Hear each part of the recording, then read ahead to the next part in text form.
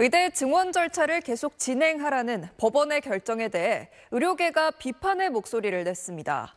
이번 결정으로 의사들이 오히려 필수 의료 현장을 떠나게 될 거라 목소리를 높였는데 임현택 의사협회장은 재판장이 대법관 자리를 두고 정부에 회유당했을 거란 주장까지 제기했습니다. 김지욱 기자가 보도합니다.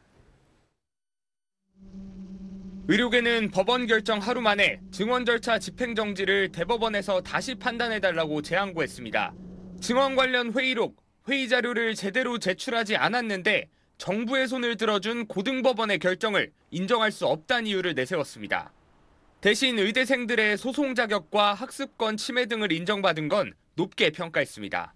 다음 주에 의대생 세계 사건이 굉장히 중요하고 승소가 충분할 것으로 생각합니다.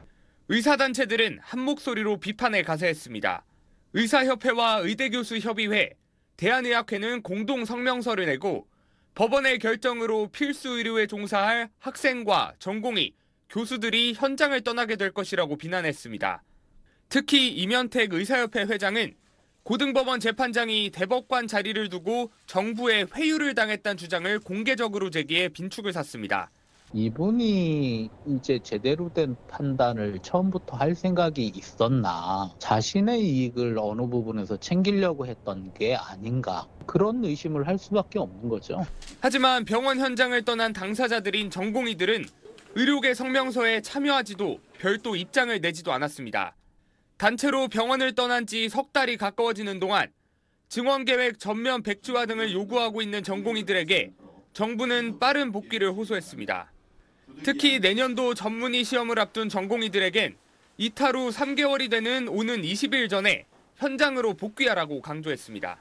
수련 공백 기간만큼은 추가 수련이 필요하며 전문의 자격 취득이 1년 늦춰질 수 있어 향후 진로에 불이익이 생길 수 있습니다.